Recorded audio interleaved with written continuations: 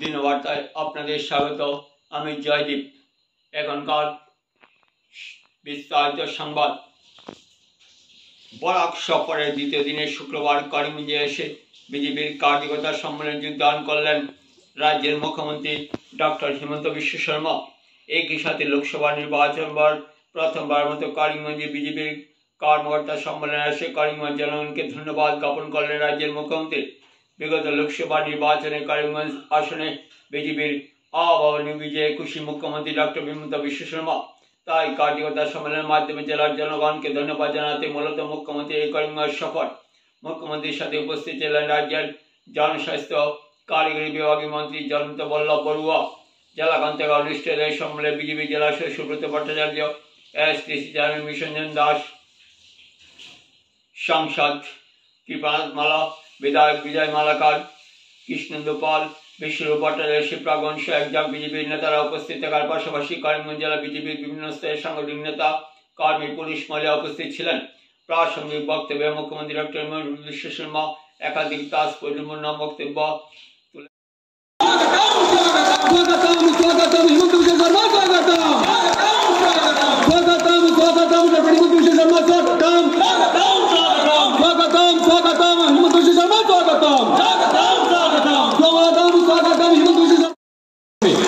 স্বাগত জানান। বলো বলো ভারত মাতা কি, বলো বলো ভারত মাতা কি, বন্দে বন্দে।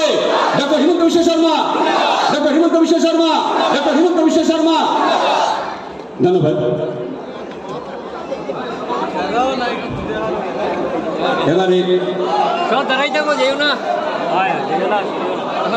বলো বলো ভারত মাতা কি, ভারত মাতা কি, বন্দে। সুযোগ করে দিয়েছেন, বরাকবাসীর জন্য সুযোগ করে দিয়েছেন দীর্ঘকাল পরে, তার জন্য অনেক অনেক শুভেচ্ছা, স্বাগত। সবাই করতালির মাধ্যমে উনাকে স্বাগত জানান। ডক্টর হিমন্ত বিশ্ব শর্মা মহাশয়কে অনেক অনেক স্বাগত এবং ধন্যবাদ, কৃতজ্ঞতা করিমগঞ্জ জেলার পক্ষ থেকে।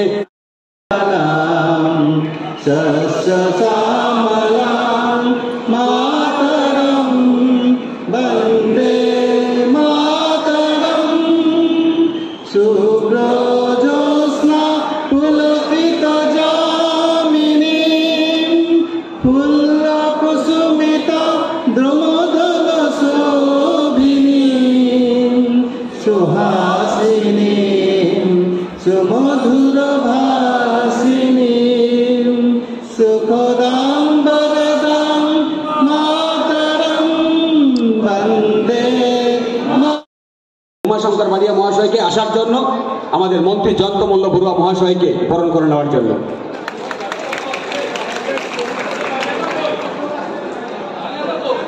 उमाशंकर बानिया महाशय के अनुरोध करছি कि करीमगंज में आज हम पहले सोचा था कि मैं एक सांसद का विजय के लिए आप लोगों को अभिनंदन जनाने के लिए आऊंगा, लेकिन आज मंच में हमारा दो संसद सदस्य उपस्थित है। निशंदा अभी सांसद नहीं बना है, लेकिन 26 तारीख को और 3 बजे के बाद सांसद बन जाएगा। तो करीमगंज एक सांसद के लिए वोट डाला और मोदी जी ने आप लोगों को दो सांसद देके भेजा। मेरा साथ बोलिए भारत माता के, भारत माता के। नरेंद्र मोदी, नरेंद्र मोदी, अमित शाह, जेपी नड्डा।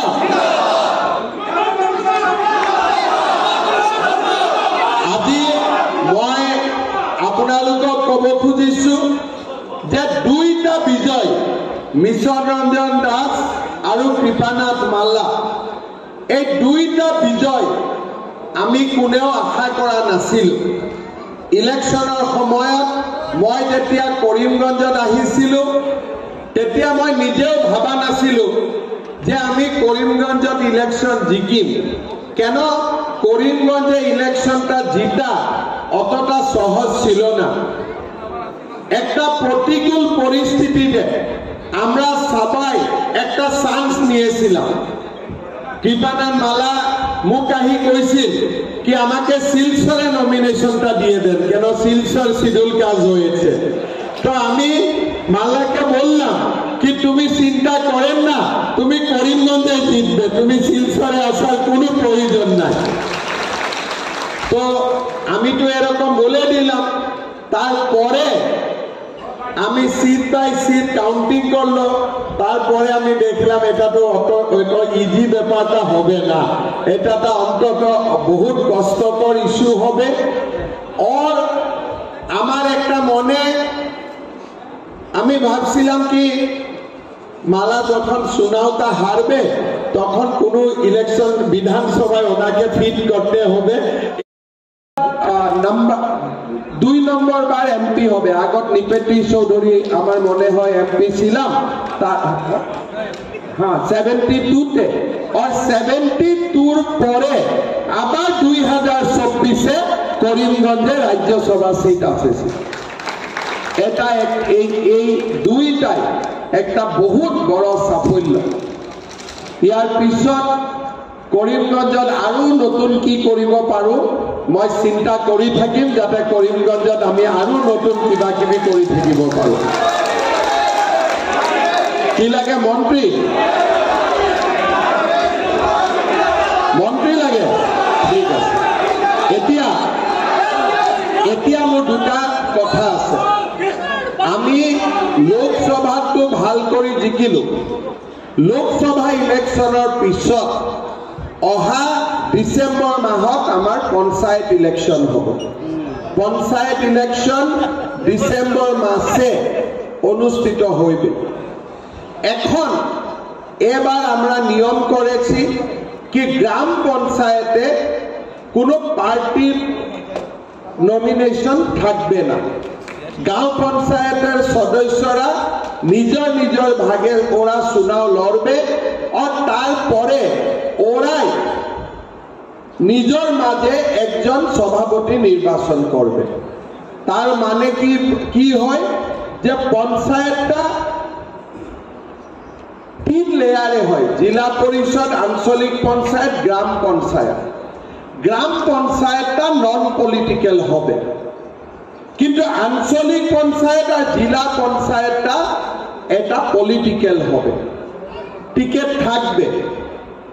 मेरा आप लोगों के लिए निवेदन होगा, एक चुनाव हो जाता है तो दूसरा चुनाव आ भी जाते हैं, तो आप लोग अभी पंचायत चुनाव के लिए तैयारी हो जाइए। हम लोगों को करीमगंज में बहुत बढ़िया से अपना जिला परिषद बनाना है, साथ में आंचलिक पंचायत भी हम लोगों को बनाना है। अभी डिलिमिटेशन का काम चल रहा है। मैं हमारा करीमगंज बीजेपी और विधायकगण, सांसदगण सबको मैं निवेदन करूंगा कि बढ़िया से डिलिमिटेशन करने में सरकार को मदद कीजिए। अच्छा डिलिमिटेशन हो जाएगा और आगे जाके हम लोग मिलके करीमगंज में जिला परिषद का भी गठन करेगा। ये मैं आप लोगों को अनुरोध करना चाहूंगा। जब दिसंबर में पंचायत चुनाव खत्म हो जाएगा, उस दिसंबर का ठीक 16 महीने बाद विधानसभा का चुनाव भी आएगा।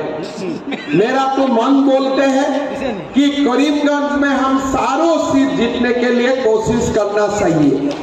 सार में जीते ना जीते, 3 में तो 100% हम लोगों को जीतना ही पड़ेगा। जीतेगा कि नहीं जीतेगा? जीतेगा कि नहीं जीतेगा?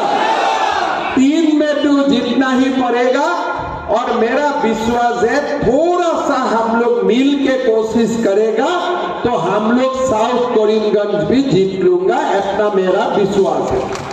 तो इसीलिए हम लोगों को मिल के काम करना है, इकट्ठा काम करना है। पहले पंचायत चुनाव, नरेंद्र मोदी, नरेंद्र मोदी।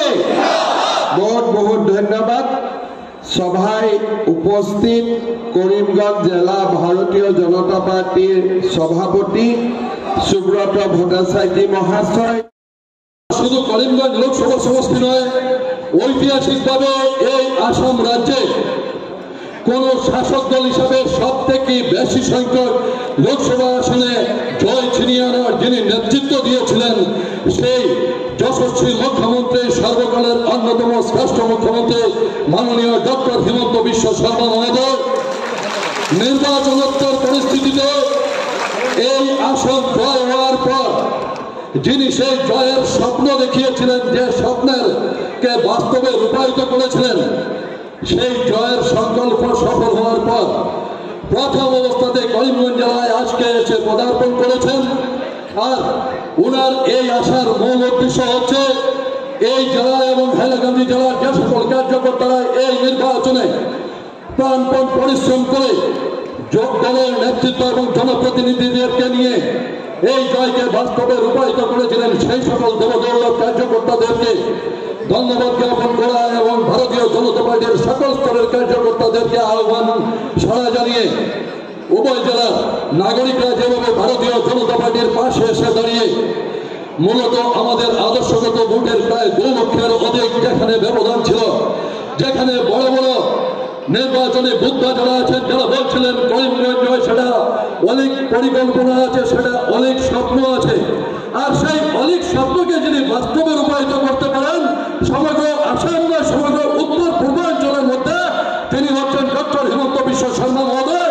আর সেটার জ্বলন্ত উদাহরণ হচ্ছে শুধু বাস্তবে রূপায়িত করা নয়, জয় ছিনিয়ে এনে জয়কে বাস্তবে রূপদান করে আজকের দিনে সকল স্তরের কার্যকর্তাদেরকে আহ্বান করে এই জেলা গ্রন্থাগার প্রেক্ষাপট দিয়ে যিনি নির্বাচন ঘোষণা হওয়ার 48 ঘন্টার মধ্যে সেই কার্যকর্তাদেরকে আহ্বান জানিয়েছিলেন যে এই আসলে আমরা জয় ছিনিয়ে আনতে সক্ষম হব।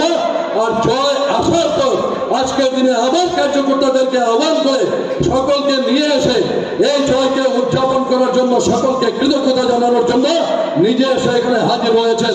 আর উনার উপস্থিতিতে এখানে আয়োজিত এই কার্যকর্তা সম্মেলনে মঞ্চে মধ্যমণি বা মুখ্য কেন্দ্রবিন্দু হিসাবে যিনি নিজে উপস্থিত আছেন, এখানে উপস্থিত সকল স্তরের কার্যকর্তা বন্ধুদের আজকের দিনে যিনি নয়নের মণি আছেন বা যিনি মূল স্বপ্ন আছেন, শ্রদ্ধেয় ডক্টর হিমন্ত বিশ্ব শর্মা মহোদয় মঞ্চে উপস্থিত আছেন।